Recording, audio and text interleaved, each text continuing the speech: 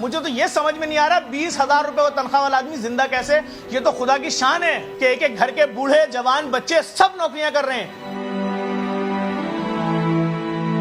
Middle class आदमी का जो हाल हुआ है आपको अंदाजा नहीं है। जब इनके घरों में यूटिलिटी बिल्स आते हैं ये अपने सर मार रहे होते हैं दीवारों से। अगर उसकी वालदा अस्पताल में दाखिल हो गई तो खैराती इदारों के बाहर खड़ा रहेगा मुंह छुपा के कि मेरी मां की जिंदगी बचा लो। सर बहुत मुश्किल सूरत हाल है। मैं बार बार दिखा रहा हूं, एक आम आदमी के घर का बजट है, इसमें मैंने कपड़े धोने वाले साबुन के पैसे नहीं लगाए। पूरे महीने गंदे कपड़े पहनने तुम्हें, क्योंकि तुम्हारे पास पैसे नहीं है। तुमने छोटे बच्चे को दूध नहीं देना लाकर, जो पैदा हुआ बच्चा है। कोई पैम्पर वैम्पर नहीं आएगा, ये अमीरों के शौक हैं। उसके बाद भी बिल पूरा नहीं हो रहा है। मुझे तो ये समझ में नहीं आ रहा 20,000 रुपए वो तनख्वाह वाला आदमी जिंदा कैसे। ये तो खुदा की शान है कि एक एक घर के बूढ़े जवान बच्चे सब नौकरियां कर रहे हैं। आदमी सुबह एक नौकरी कर रहा है प्राइवेट, शाम में दूसरी नौकरी कर रहा है, रात में तीसरी नौकरी कर रहा है। वो कह रहा है मुझे नहीं मालूम मैं अपनी बहन को कैसे रुखसत करूंगा। मां ने सारा पैसा मेरी तालीम पे लगा दिया था। कराची में पैदा हुआ इसलिए सरकारी नौकरी भी नहीं मिलेगी। एक मुश्किल है लोगों के साथ। हम तो खुद परेशान है। हम तो हमारा चूंकि फलाई इदारा है, इतना लोड बढ़ता जा रहा है, समझ से बाहर है।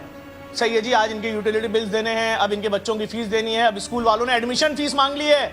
बच्चा 5 साल का हो गया, 1.5 लाख रुपए दोगे तो एडमिशन होगा। 45,000 रुपए दोगे तो एडमिशन होगा। तुमने फीस नहीं दी 6 महीने, एडमिशन कैंसिल, नई एडमिशन फीस दो। मतलब अगर उसकी बेटी की फीस आ जाए सेमेस्टर की कॉलेज की 75,000 रुपए, तो वो भीख मांगेगा लोगों से। अगर उसकी वालदा अस्पताल में दाखिल हो गई तो खैराती इदारों के बाहर खड़ा रहेगा मुंह छुपा के कि मेरी मां की जिंदगी बचा लो। 15 तारीख के बाद ना बेटा बाप से पैसे मांगता है, ना बेटी बाप से मांगती है कि अब्बू तमाम बच्चे क्लास में खाने के पैसे लेकर आते हैं, 20 रुपए हमें भी दे दें। ना बेटी किराया मांगती है कि अब्बू मैं 3 किलोमीटर पैदल चली जाऊंगी, वापस आ जाऊंगी पैदल कॉलेज से। पता है बाप की जेब में कुछ नहीं है। रात में सुन चुके हैं माँ बाप की बातें, वो सोए नहीं थे कि क्या बात कर रही है माँ के, एक पैसा नहीं है। वो कह रहे जैसे तैसे गुजारा करो, 15 दिन ही तो रह गए खाली।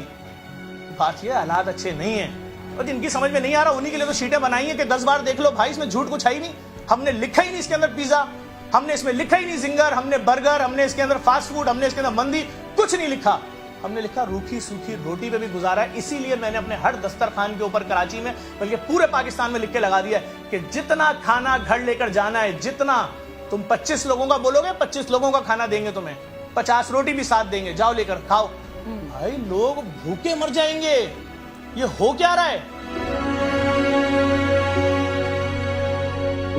नहीं, लोग हंसते हुए बोलते हैं टीवी के ऊपर, अरे छोड़े महंगाई महंगाई, ये देखे बाजारों में सारे लोग भरे हुए।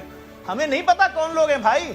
हमने तो आपके सामने ये बजट रख दिया है जिसके अंदर कोई भी लग्जरी चीज नहीं है, जिसके अंदर सबसे सस्ती वाली दाल, सबसे सस्ता वाला आटा, सबसे सस्ता वाला दूध। भाई 90 रुपए लीटर कौन सा दूध मिल रहा है? मैंने 90 रुपए लीटर लिखा है इसमें। पानी पानी होगा खाली उसके अंदर, 1 पाव दूध और 3 पाव पानी होगा उसके अंदर। तो वो नहीं पूरा हो पा रहा। होंगे लोग बाजारों में भाई, हो सकता है जो वो सरकारी मुलाजमीन हो जो एक्स्ट्रा कमाते होंगे, हो सकता है वो बिजनेसमैन तबका हो, लेकिन जो मिडिल क्लास फैमिलीज हैं, जो नौकरी पेशा लोग थे, जो प्रोफेसर टीचर क्लर्क थे, ऑफिस दफ्तरों में प्राइवेट नौकरियां करते थे, उनके घरों के हालात तो कयामत मची हुई है भाई। किसी रिश्तेदार के घर से शादी का कार्ड आता है तो दहल जाते हैं कि क्या बहाना क्या ढूंढे कि क्यों नहीं आए, किसको बीमारी हो गई थी, क्या आफत आ गई थी, झूठ क्या बोले। लोग मुसीबत में। नहीं समझिए आप, आपको नहीं मिल रहे ना वजीर हुक्मरान इस कैटेगरी के मिडिल क्लास, तो इसमें हमारा तो कोई कसूर नहीं भाई। उनसे बोले, अपने नौकरों से पूछ लें कि तुम्हारे घर के हालात क्या, सच बताओ। अगर झूठ बोला नौकरी से निकाल देंगे, हमें खुश नहीं करो, तो वो आपको बताएगा सर 10 तारीख को तनख्वाह खत्म हो जाती है। उसके बाद दुआ करते हैं अल्लाह ताला मौजज़ा कर, और करता है परवरदिगार आलम मौजज़ा। जैसे तैसे पूरे 30 दिन गुजरते हैं इज्जत के साथ। लोग बहुत मुश्किल में। आप नहीं समझना चाहते, आप मत समझिए भाई। लोगों की तफरी के लिए आपके पास पार्क नहीं है, लोगों के तफरी के लिए आपके पास ग्राउंड नहीं है, प्ले लैंड नहीं है, आपके पास कोई ऐसा सिस्टम नहीं है जहां लोग जाकर अपनी फ्रस्ट्रेशन, अपनी टेंशन निकाल लें। और कैसे निकालेंगे? अगर कहीं जाते हैं आप बोलेंगे लाओ 500 रुपए टिकट का दो, नहीं है उनके पास भाई। अगर किसी के 4 बच्चे हैं वो आपको 500 रुपए टिकट का देंगे? उनके पास कुछ भी नहीं है। 15,000 रुपए के रेंट के घर में अमीर आदमी रहता है? पीसीएचएस में, डिफेंस में, क्लिफ्टन में, तारिक रोड में, बहादुराबाद में 15,000 रुपए का बंगला मिलता है रेंट पे? नहीं भाई। औरंगी, कोरंगी, लांडी, शाह फैसल, मलिर, यहां मिलते हैं 15,000 रुपए के 2 कमरों के छोटे से घर। उनका बिजली गैस पानी का बिल आता है 9,000 रुपए। नहीं खिला सकते वालिदैन को दवाई, तो कोने से घर के क्लिनिक जो होता है गली कोने पे, वहां पे लाल पीली नीली गोलियों वाली 25-30 रुपए की दवाई पे गुजारा करते हैं, चाहे दुनिया की कोई सी भी बीमारी हो।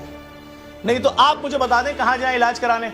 अब लोग करें तो क्या करें? अगर उनके वालिदैन बोलते हैं बेटा हमारी शुगर की दवाई हफ्तों में बढ़ रही है, हफ्तों में, महीनों में नहीं, हफ्तों में बढ़ रही है दवाइयां। वो जो दवाइयां 1 साल पहले हुआ करती थी या 2 साल पहले शुगर और ब्लड प्रेशर की एक मरीज की 1700-1800 रुपए की, आज वो 6-6, 7-7, 8-8 हजार रुपए की हो गई हैं। ऐसा लग रहा है कैंसर की या हेपेटाइटिस बी सी की दवाइयां आ रही हैं। हमने सुना था किसी जमाने में, आज से 2-3 साल पहले, कि कैंसर की कीमोथेरेपी जो होती थी उसकी एक वैक्सीन आ जाती थी 25-30 हजार रुपए की। आज तो एक नॉर्मल शुगर ब्लड प्रेशर की दवाइयां अगर सही से वो ले ले तो वो आ रही है 6-7 हजार रुपए की।